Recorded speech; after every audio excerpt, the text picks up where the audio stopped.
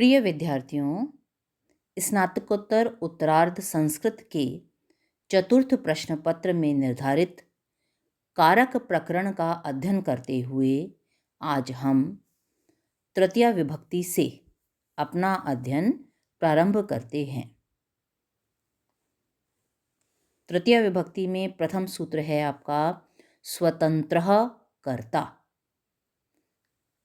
अर्थ है आपका क्रियायां स्वातंत्र्येण विवक्षितः अर्थः कर्ता स्यात्। अर्थात क्रिया में स्वतंत्रता पूर्वक विवक्षित पदार्थ कर्ता कहलाता है। अगला सूत्र है साधक तमम करणम। क्रिया सिद्धौ प्रकृष्ट उपकारकम करण संज्ञम स्यात्। क्रिया की सिद्धि में सबसे अधिक सहायक कारक करण संज्ञक होता है। अर्थात जिस पदार्थ के व्यापार के अनंतर क्रिया की सिद्धि हो जाती है वही प्रकृष्ट उपकारक करण कहलाता है, करण संज्ञक होता है, उसे हम करण कहते हैं। अगला सूत्र है आपका कर्तृकरणयोस् तृतीया। अनभिहिते कर्तरि करणे च तृतीया स्यात्। अनुक्त अनभिहिते कर्तरि अनुक्त कर्ता में करणे च और करण में तृतीया स्यात् तृतीया विभक्ति होती है। अनुक्त कर्ता में और करण में तृतीया विभक्ति होती है। कर्ता उक्त होता है आपका कर्तृवाच्य में और कर्ता अनुक्त कौन कौन से वाच्य में होता है? कर्मवाच्य में और भाववाच्य में कर्ता अनुक्त होता है। तो इसका क्या अभिप्राय निकला आपका कि कर्मवाच्य और भाववाच्य में कर्ता में तृतीया विभक्ति का प्रयोग होता है। कर्तृवाच्य में जब कर्ता उक्त होता है तो उसमें प्रातिपदिकार्थ सूत्र से प्रथमा विभक्ति का प्रयोग होता है। और जब कर्मवाच्य और भाववाच्य में कर्ता अनुक्त होगा तो उसमें इस कर्तृकरणयोस् तृतीया सूत्र से तृतीया विभक्ति का प्रयोग किया जाएगा। और जो सामान्य करण होता है उसमें भी इस सूत्र से तृतीया विभक्ति का प्रयोग किया जाता है। अब अगर ये सूत्र आता है आपका परीक्षा में तो आपको पहले कर्ता किसे कहा गया है, जो पहला सूत्र हमने पढ़ा स्वतंत्र कर्ता, उसका अर्थ भी देना पड़ेगा। साधक तमम करणम, इस सूत्र का अर्थ भी देना पड़ेगा क्योंकि करण शब्द आया है। और उसके बाद आप इस सूत्र का अर्थ लिखेंगे। तत्पश्चात उदाहरण देंगे। रामेण बाणेन हतः बाली। राम ने बाण से राम के बाण से बाली मारा गया, है ना। तो उपर्युक्त उदाहरण में त प्रत्यय हतः हतः में क्या है आपका हन धातु त प्रत्यय। इस त प्रत्यय के द्वारा राम रूपी कर्ता के अनुक्त हो जाने के कारण रामेण में उपरित सूत्र से तृतीया विभक्ति का प्रयोग किया गया है, पहली बात। और दूसरी बात, मारना क्रिया में प्रकृष्ट साधन कौन सा है आपका? बाण। अतः मारना क्रिया की सिद्धि में सबसे अधिक सहायक कारक आपका है बाण। अतः इस आपने साधक तमम करणम सूत्र से उसकी करण संज्ञा की और करण संज्ञक बाण में कर्तृकरणयोस् तृतीया सूत्र से तृतीया विभक्ति का प्रयोग किया है। स्पष्ट है। इस सूत्र ने कहा था आपका कि अनुक्त कर्ता में और करण में तृतीया विभक्ति होती है।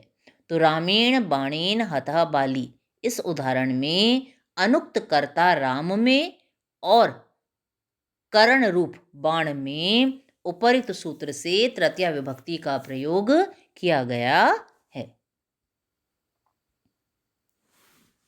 स्पष्ट है। अब अगला सूत्र है आपका दिवः कर्म च। दिवः कर्म च।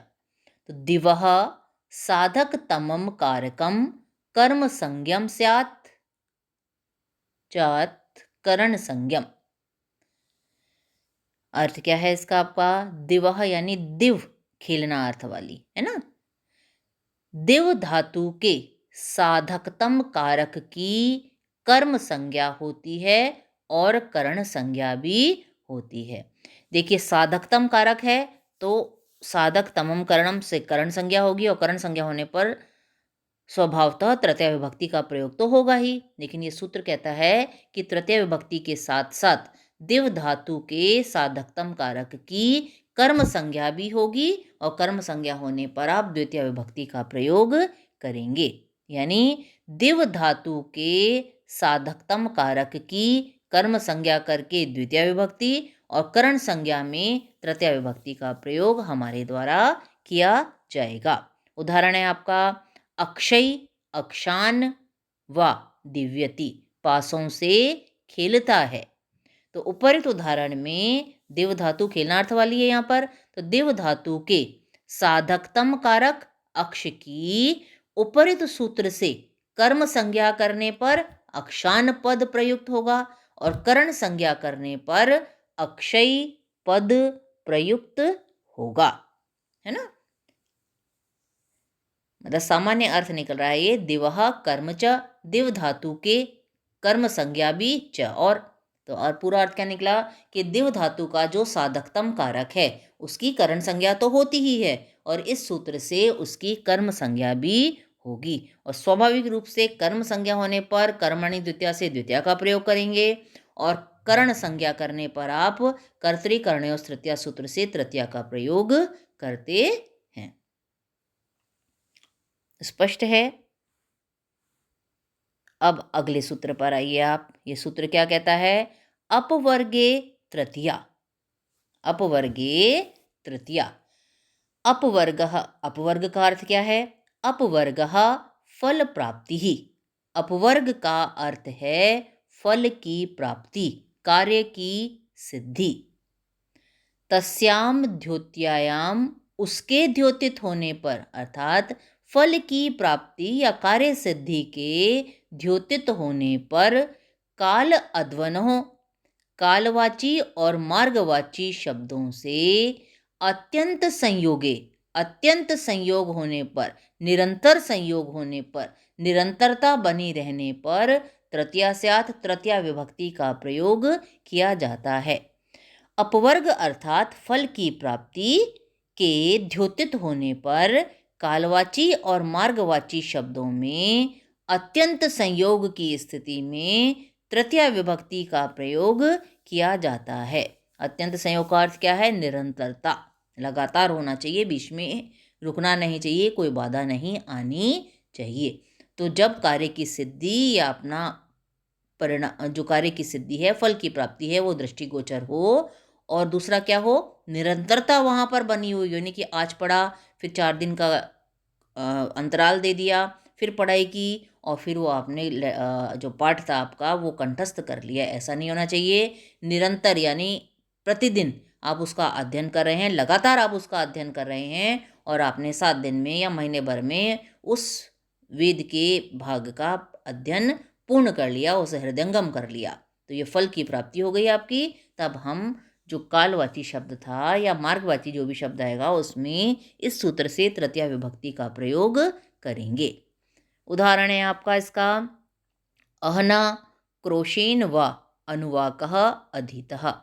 दिन भर में या कोस भर की दूरी तय करते करते, अनुवाक वेद का एक भाग है ना, भाग अधीतः हृदयंगम कर लिया, उसका अध्ययन कर लिया, उसको अच्छी तरह से पढ़ लिया, कंठस्थ कर लिया। तो उपर्युक्त उदाहरण में फल प्राप्ति जो कंठस्थ कर लिया है, अध्ययन कर लिया है, इस फल प्राप्ति के द्योतित होने के कारण, और अत्यंत संयोग है कि दिन भर पड़ा था वो, या कोस भर की दूरी लगातार तय करते हुए उसने ये कार्य सिद्धि कर ली थी। तो अत्यंत संयोग की स्थिति में कालवाची अहना शब्द में, पद में, तथा मार्गवाची क्रोशेन पद में उपरित सूत्र से तृतीया विभक्ति का प्रयोग किया गया है।